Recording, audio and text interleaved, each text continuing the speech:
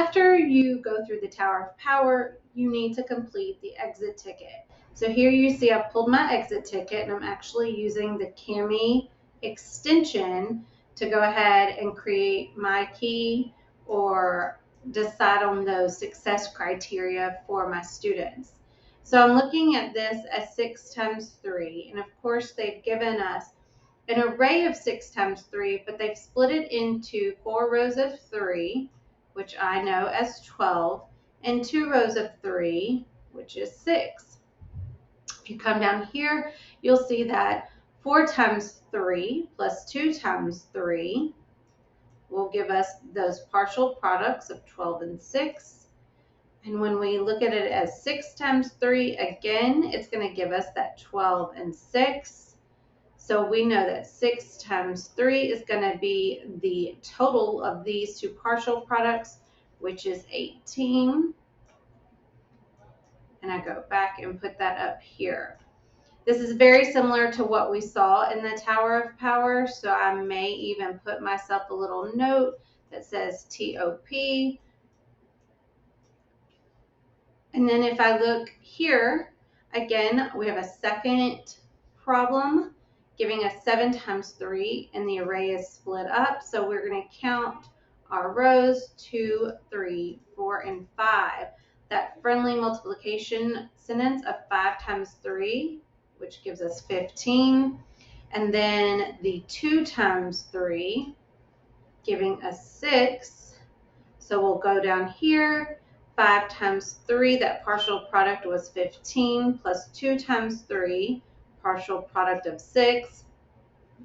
These two smaller multiplication sentences actually are going to give us that 7 times 3, so we know, again, to bring down those partial products of 15 and 6. So 7 times 3 is equal to 15 and 6, which is 21. 7 times 3 is 21, and it is important to note this is exactly what we saw in the Tower of Power. The exact same problem was given to us. So now I can probably create that success criteria.